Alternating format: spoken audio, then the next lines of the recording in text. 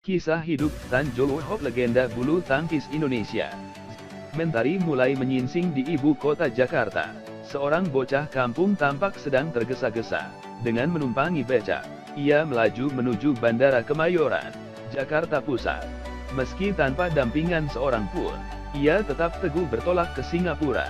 Tujuannya satu, berjuang mengolah shuttlecock untuk mengharumkan nama bangsa Indonesia di pentas dunia. Bocah itu bernama Tan Jo Hock alias Hendra Kartanegara. Saya berangkat sendiri dengan naik becak ke Bandara Kemayoran. Kenang Tan memulai pembicaraannya kepada Merah Putih Kom di kediamannya.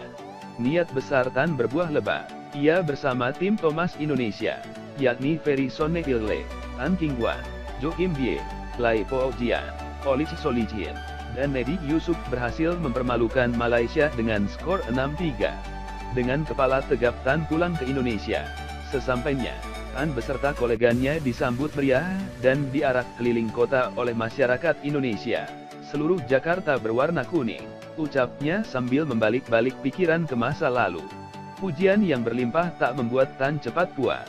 Ia terus mengasah kemampuannya dan merebut banyak gelar untuk Indonesia di bidang olahraga bulu tangkis.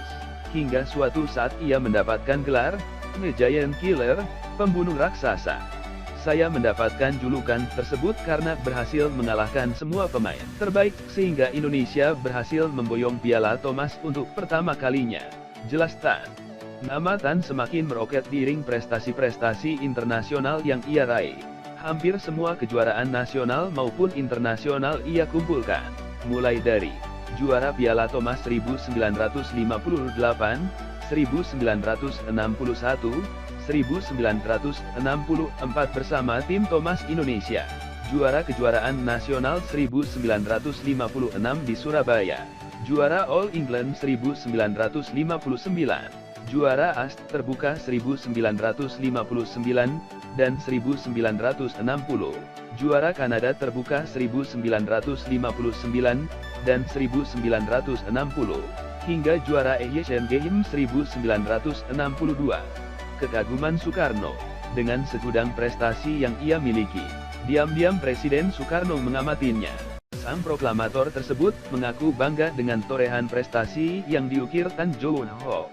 Banyak insinyur, banyak dokter, tetapi manusia seperti kamu yang mewakili bangsa dan negara bisa dihitung dengan jari, ucap Tan mengingat pesan Soekarno kepadanya. Kekaguman Bung Karno tak sampai di situ. Merujuk pada prestasi Tan untuk Indonesia, Presiden pertama Indonesia tersebut memberikan beasiswa kepada Tan. Kembalikan uang pemberian Indonesia. Pemerintah yang bangga atas prestasi Tan memberikan hadiah berupa uang ribuan dolar. Tapi pemberian itu ditolaknya. Seusai menjuarai All England, Tan mengambil kuliah di jurusan Pre-Medical Major in Chemistry and Biology, Baylor University, Texas, Amerika Serikat. Ia sadar hidup sebagai atlet bulu tangkis tak bisa menjamin masa depan.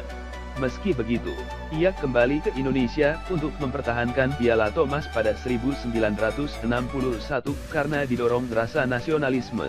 Sukses mempertahankan Piala Thomas, Tan disambut Presiden Soekarno dan mendapat tanda jasa Satya Lencana Kebudayaan. Sambil menunjuk-nunjuk, Soekarno berkata kepada Tan, "I will give you a scholarship," kata Tan menirukan Soekarno. Benar saja, ketika kembali ke Texas, Tan mendapat kejutan di kotak suratnya. Suatu hari setelah kembali ke Texas, saya membuka kotak surat mendapati sebuah surat berisi cek senilai $1,000 dari Kementerian Pendidikan dan Kebudayaan. Jumlah itu cukup besar di masa itu. Anda bisa bayangin, harga mobil Impala keluaran baru saja harganya $2,000. Uang itu untuk setiap bulan.